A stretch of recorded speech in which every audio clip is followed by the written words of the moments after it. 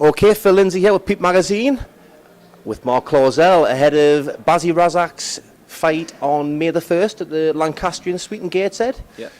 Now, he was last out against William Warburton in, was it February? Yeah, it was February. Yeah. February. Now, obviously, you've been working on certain things since then. You've got him back out on the May the 1st show. How has everything been going? Yeah, his prep's went really well. You know, Baz, he came back in. We had him scheduled at the box.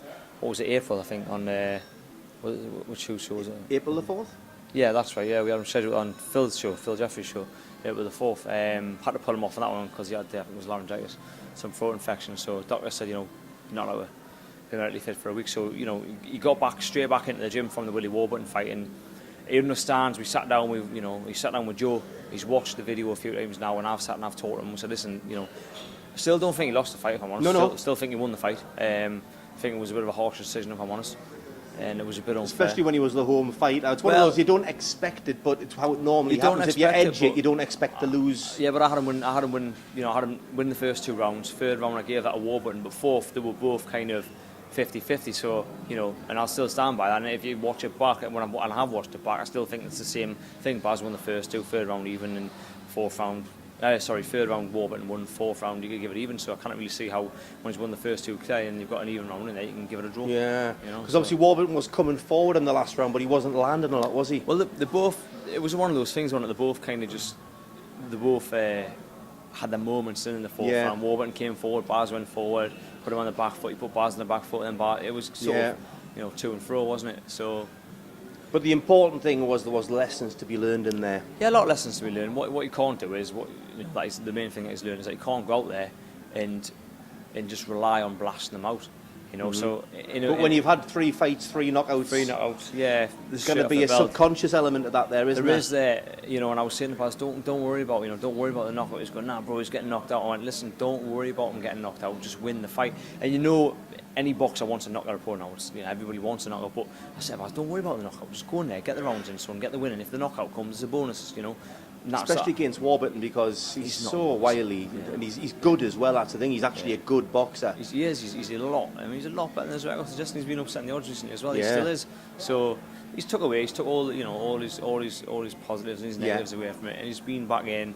And you know, we're working on not keeping him as static on the inside anymore. And when he's attacking and putting the pressure, he's working on being more mobile and learning to fight a lot more on the inside as well. Because that side of his game, you know, he was a little bit exposed on there. And if I was watching it and thinking, oh well, is this kid as good as I thought he was? He was loading up too much and things. Yeah, and just I think you know, he said it himself. You know, they occasionally wanted to really impress.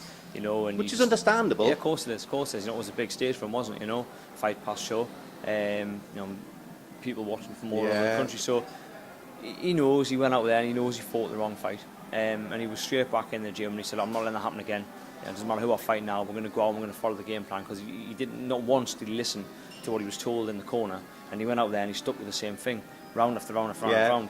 So understanding. Well, I think it wasn't working. He was just trying to do it even harder, wasn't he? Yeah, and then when he was forcing the fight, wasn't he? Yeah. And when he was forcing the fight, he was then making mistakes, and that's when the third round came more and capitalised on it. Yeah. And you know, so he's lucky Warburton's not a big puncher because he tagged him a few times as well. Yeah. Baz got a good chin, so I'm not too worried about that. It's boxing's boxing. You get tagged while you go down. Yeah, but when he was loading up on shots, that can take it out, especially when he's going at a fast pace in the short fights. You know. Well, you know, this is probably going to be his last 4 rounds, and then he's going to be stepping up to 6 rounds from this one. So he's learning, and I feel like he's getting the right sort of education as he's going along. I'm not rushing him, you know. 4 round of this one, maybe one more, see how he performs in this one, maybe one more for him. He's got to go up to 6 rounds from there. And he's regularly scored 6 and 7 rounds in the gym, so I know he can do it, and I know he can pace himself in there now. And that's another side of his game that he's learned now. He's learned how to pace himself, his breathing's better. Yeah. You know, his road work's been a lot harder. You know, he's working hard in the gym, he's doing things he's never done before. Is he still beating his times? Yeah, he is now. He smashed them the other day, literally yesterday, he smashed his times. So, and I'm pretty sure he will tomorrow morning as well when I hit them again there. Especially this weather, that's lovely, isn't it? Yeah, well, you know, again, it's hot. It's hot, so it's great for injury prevention. And it's great for him to get that sort of stretch the lungs and stuff stress as well. With breathing as well. It puts him under pressure in the breathing, so under the lights, and it's simulating all that for him. So he's got to fight the elements, hasn't he, as well? So it's good. So, do you know who he's fighting yet? Danny Little. Yeah. Danny Little. Yeah, he's from Hull. From Hull. 11 fights. He's one of these kids where he's like a lot of Warburton, 3 wins, 7 losses, and 1 draw. but he's been in with some good kids. I think I might, not 100%, I'm sure it was Nathan Smith won his last fight. It might have been a box racket, everyone. Well, he was a good prospect, 5-0, and he put him down in the pants, put him down on the canvas in the third round. So, and there's a few when you look through a few of the prospects, he's put them down as well. And he's been dropped himself a lad, so you can see he's got it in there. He's a type of kid. Sounds like a kid that's going to be an exciting fight, though. So yeah, that's got to be good for May the 1st. He's not got a, he's not got a 100% losing record, has he? He's got wins on his record. Yeah. So he's going to come to upset the odds, isn't he? Just the way Willie Warburton did. So Baz knows that, this is the type of fight he needs to win. And I've told him, I said, if you can't beat these sort of guys now, Baz, we're not going anywhere. So, and I'm brutally honest with him, and I've told him, you need to be beating guys like these. Not knocking them out and around. No. You need to be winning. Getting the wins in, simple as that, and you need to be doing it well. Not just scraping through. This is going to be a hard fight for him, and he knows that. And he's sparred hard, he's training hard. He's on weight now. He looks trim now. We've still got 2 weeks. He looks very well. Still got 2 weeks, and his body's adjusted everything really well. So I'm honest. I'm not worried. We're not looking past anyone, but we're not worried about this fight now. We're happy. We're looking forward to it. So obviously not looking past May the 1st in terms of obviously preparations and things. But what's the plans for the rest of 2015 with Baz? Well, the ideal scenario this season, this boxing year, I should say, was to have 5 or 6 fights. And to be honest with you, with this one now, we're actually still on course for that. So there's still 6-7 months of the year left. So well, it's a lies it.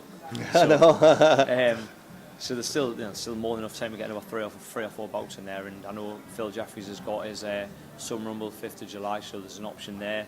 We heard Steve's going to a couple of shows on. Steve's talking about potentially doing something in July, August. So there's plenty of options available to us. And potentially, obviously, there's a Matchroom show on September, October as well. I might put them back on myself, and we've signed up another 5 or 6 guys. So that was my next question, actually. Yeah, it might be that I put one on after I saw myself and just put all my own guys on. But if these guys are doing it and they're getting the exposure, I'm chock-a-block myself at the minute. So if these guys are doing it, I'd rather just step back, and if I can get them on the shows, which I know I can, just put them on the shows and let them keep boxing this way. It's getting them exposure around different parts of the area as well. Have to sort of build the brand. If not, we'll just put one on and we'll do it. And that's that. We'll get the guys busy. So how many guys you actually? Because you've been signing a few over recent times, haven't you? I've signed someone the other day. That's 5 or 6 in the last sort of few months. We've added to the stable there. All pretty exciting guys.